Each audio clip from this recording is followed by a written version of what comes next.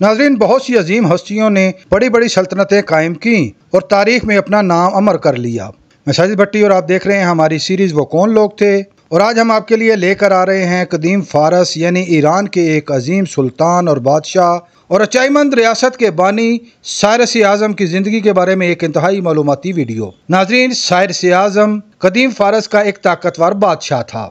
Cyrus आज़म को कोरशी आज़म भी कहा जाता है। इसका असल नाम गोरज या कोरश था। यूनानी उसे साइरस के नाम से पुकारते थे, जबकि अरबी में इसे खुसरो के नाम से याद किया जाता है और यहूदियों ने इसको खोरस का नाम दिया।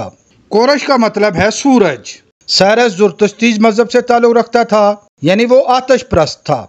अगर ये वीडियो आपको पसंद आ रही है तो इसको लाइक कीजिए, शेयर कीजिए और मज़ीद मालूमाती वीडियोस हासिल करने के लिए चैनल को सब्सक्राइब कर लीजिए और बेल आइकन को दबाइए। साइरस आज़म 600 कबल मसीह में ईरान के शहर अंशान में कम्बोजिया अव्वल के यहाँ पैदा हुआ। उस जमाने में अंशान पर कोरश के नाना अस्तागीस की हुकूमत थी। अस्तागीस ने एक ख्वाब देखा कि उसकी बेटी मंदा की पीठ से एक सैलाब जारी हुआ, फिर फलदार बेलें निकली और उसकी सल्तनत में हर तरफ फैल गईं।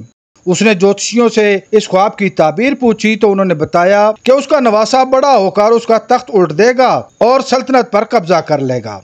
अस्तागीस ने कोरश की पैदाइश से पहले ही अपनी बेटी को एक बसाना भेज दिया। अस्तागीस ने अपने एक वजीर हार्बोगेस के साथ अपनी बेटी को रवाना किया। उसने कोरश की मां को एक चरवाहे के साथ भेज दिया। साइरस की पैदाइश से चंद दिन कबल उस चरवाहे के यहाँ एक मुर्दा बच्चा पैदा हुआ। साइरस की पैदाइश पर उस चरवाहे ने अपने मुर्दा बच्चे के साथ उसको बदल दिया। वजीर ने वापस आकर अस्तागीस को साइरस की मौत की खबर दी। 10 साल तक साइरस उस चरवाहे के पास रहा। एक रोज साइरस बच्चों के साथ खेल रहा था। उसने एक अमीरजादे बच्चे को पूरी तरह पीट दिया। मामला बिगड़ गया और बादशाह अस्तागीस को उसकी इत्तला हो गई। जब चरवाहे का नाम आया तो बादशाह को शक गुजरा। उसने चरवाहे को दरबार में तलब कर लिया। बादशाह के पूछने पर चरवाहे ने तस्लीम कर लिया और सारा माजरा बयान कर दिया। अस्तागीस ने साइरस को बुलाकर उसे मेडिया यानी मदीन के सुल्तान के दरबार में भेज दिया और साथ ही गलत बयानी करने वाले वजीर के बेटे को बुलाकर उसे कत्ल करवा दिया और मकतूल बच्चे के गोश्त को पकवा दिया।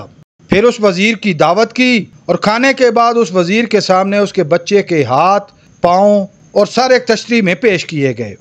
मेडिया यानी मदियन के दरबार में कोरश की गैर मामूली शाही अंदाज़े फ़िक्र, आला इखलाक और ख़ानदानी शख्सियत पहचानी जाने लगी और आहिस्ता आहिस्ता दरबार में आला पोजीशन पर पहुँच गया।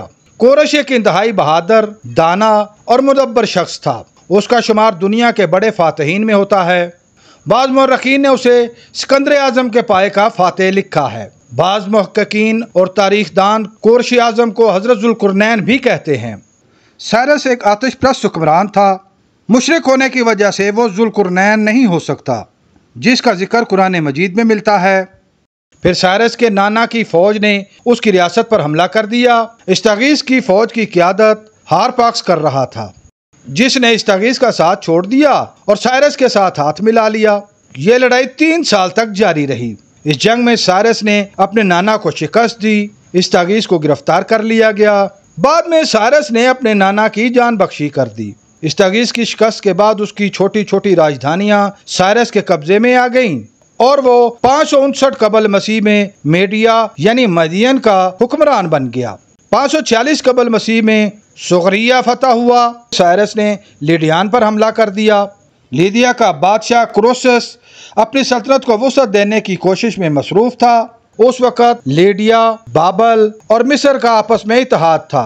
क्रोसस ने इत्तेहादियों को मदद के लिए पुकारा, तहम मौसम सरमा के इख्तिताम से कबल ही इमदाद आने से पहले साइरस ने हमला कर दिया और शहर में दाखिल हो गया और उसके दारुल हुकूमत सराडेस का मुहासरा कर लिया। हारपागस के मशवरा पर साइरस ने अपनी फौज के आगे ऊंटों की कतारें बनाई। लीडियान के फौजी घोड़े ऊंटों की बदबू से वाकिफ न थे और वो खौफजदा होकर भाग खड़े हुए। लीडियान या लीडिया की फतह के बाद साइरस तकरीबन 5 साल 545 कबल मसीह से 540 कबल मसीह तक मशरक की मुहिम्मात पर रहा।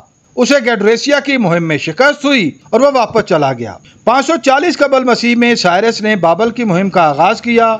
उसने सिपर बगैर मज़ाहमत के ही फतह कर लिया। नाबुनबदस जो कि बाबल का हुक्मरान था, उसे हिरासत में ले लिया गया। बाबल की मलका नेतोग्रेस ने मुकाबले का फैसला किया। साइरस ने बाबर की तरफ पेशकदमी की, जबकि उसकी फौज का एक बड़ा हिस्सा गोबरियूस की क़ियादत में जुनूब की जानब से हमलावर हुआ। साइरस के रास्ते में दरिया पड़ता था, जिसकी वजह से उसे अबूर करना मुश्किल था। साइरस की फौजों ने दरिया का पानी एक दिफाई नहर की तरफ मोड़ दिया, जिसकी वजह से पानी की सतह कम हो गई और फौजें शहर के अंदर दाखिल हो गईं। गोबरियूस शहर में दाखिल हो गया और बाबर के दारुल हुकूमत सोसा पर कब्जा कर लिया। साइरस फतह के 15 दिन बाद शहर में दाखिल हुआ। साइरस दीगर मज़ाहिब के एहतराम का हामी था, इसलिए उसने शहर में दाखिल होते ही तमाम मजहबी मुकामात को तहफ़्फ़ुज़ दे दिया। बख्तनसर के ज़माने में जिन यहूदियों को बाबर शहर में कैद किया गया था, साइरस ने उन तमाम यहूदियों को रिहा कर दिया और यहूदियों के वो तमाम तलाई ज़ेवरात जो मजहबी तौर पर मुक़द्दस समझे जाते थे, यहूदियों को वापस कर दिए। इन यहूदियों को यरूशलेम में आबाद करने का बंदोबस्त किया और हैकल सुलेमानी की नए सिरे से तामीर करवाई। इसी वजह से यहूदियों के यहाँ साइरस आज़म का बहुत ज़्यादा एहतराम पाया जाता है।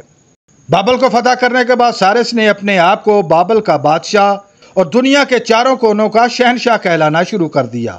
उस वक़्त साइरस की सल्तनत बहरा रूम और दर दानियाल से लेकर हिंदू कुश तक फैली हुई थी। ये वो वक्त था जब दुनिया में सिर्फ 2 ही सुपर पावर्स थीं, उनमें से एक रूमी सल्तनत और दूसरी सल्तनत फ़ारस थी।